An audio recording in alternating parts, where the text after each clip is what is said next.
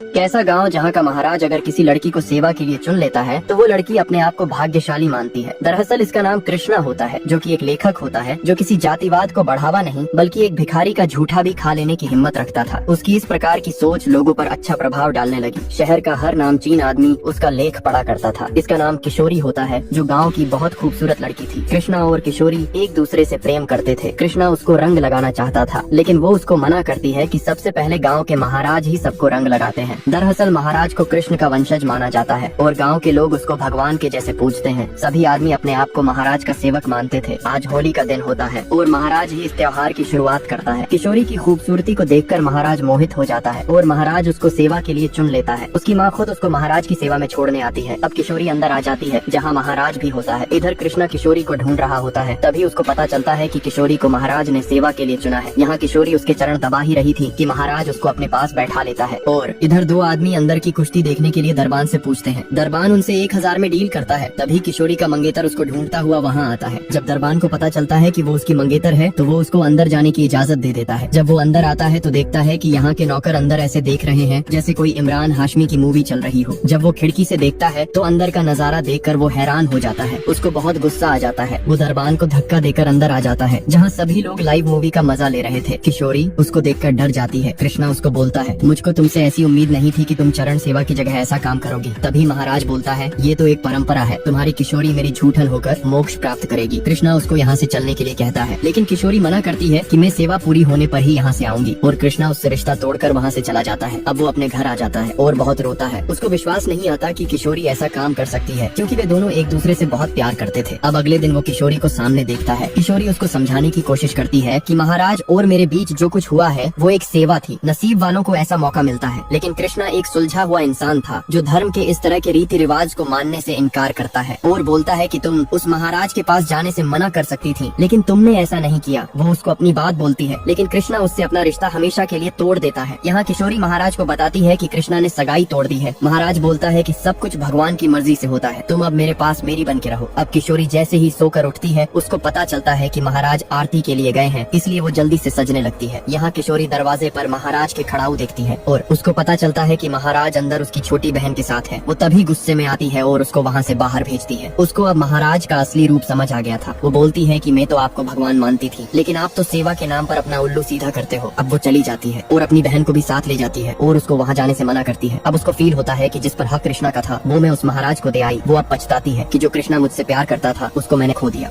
कृष्णा अपनी मंगेतर को छोड़ देता है क्योंकि वो सेवा के नाम पर महाराज के साथ रही थी, क्योंकि इस गांव में महाराज को भगवान माना जाता है। यहाँ कृष्णा का बाप उल्टा उसी पर गुस्सा करता है कि तूने किशोरी के साथ रिश्ता क्यों तोड़ा। ये हमारे गांव की परंपरा है कि लड़कियां हवेली में सेवा देती हैं, लेकिन कृष्णा एक क्रांतिकारी विचारधारा का इंसान था। उसको ये गवारा नहीं था कि उसकी होने वाली बीवी किसी आदमी के पास जाए, लेकिन उसका बाप उसकी बात नहीं सुनता और उसके एक थप्पड़ मारता है। उसकी माँ भी उसको घर से निकल जाने को बोल देती है और वो घर से निकल जाता है। जब सुबह होती है वहाँ 2 आदमी आते हैं जो कृष्णा का लेख पढ़ा करते थे और उसकी सोच की इज्जत करते थे। यहाँ महाराज अपनी मालिश करा रहा था कि तभी एक आदमी अपनी बहन को लेके आता है और बताता है कि मेरी बहन आपके बच्चे की माँ बनने वाली है। अगर आपने कुछ नहीं किया तो हमारी बहुत बदनामी होगी। लेकिन वो नहीं मानता, जिससे उसका भाई गुस्सा दिखाने लगता है। लेकिन उसकी बहन महाराज से माफी मांगती है और महाराज उसको धतूरे का लड्डू खिला देता है। उसका भाई खाने के लिए मना करता है, लेकिन वो महाराज की बात मान लेती है। रात को कृष्णा जा रहा था, तभी उसको आवाज सुनाई देती है। वो लड़का बताता है कि महाराज ने मेरी बहन को जहरीला लड्डू खिला दिया है क्योंकि वो पेट से थी। अब वो जैसे ही उसको हॉस्पिटल ले जाने के लिए बैलगाड़ी लेके आता है, वो देखता है कि वे वहाँ से गायब हो जाते हैं। वो उनको ढूंढने की बहुत कोशिश करता है, लेकिन वे उसको नहीं मिलते। वो एक आदमी से पूछ ही रहा था कि वो बताता है कि ये हवेली बहुत लोगों को निगल चुकी है। कृष्णा बोलता है, जब तुमको सब पता है तो आप कुछ करते क्यों नहीं हो। वो बोलता है कि महाराज की ताकत बहुत बढ़ चुकी है, मैं कुछ करना भी चाहूंगा तो मेरी भी आवाज हवेली में दबा दी जाएगी, लेकिन तू हवेली के बाहर से बहुत कुछ कर सकता है। देश के बारे में तो लिखते ही हो, हवेली के बारे में भी लिखना शुरू कर दो। लेकिन अखबार का संपादक कृष्णा को ऐसा करने से मना कर देता है कि महाराज के बारे में ऐसा करने का मतलब है कि अपने पैर पर कुल्हाड़ी मारना। लेकिन कृष्णा अपनी बात पर अटल रहता है। अब वो उसको किशोरी के बारे में बताता है कि वो तुमसे मिलने के लिए आई थी क्योंकि वो किशोरी को बहुत प्यार करता था, इसलिए उसको माफ करने के लिए मान जाता है। तभी वहाँ एक आदमी आता है और उसको अपने साथ ले जाता है। यहाँ वो आके देखता है कि किशोरी अब नहीं रही है, क्योंकि महाराज ने उसके साथ जो किया था उस वजह से वो कृष्णा से आंख नहीं मिला सकती थी। अब वो बहुत गुस्से में महाराज को चेतावनी देता है।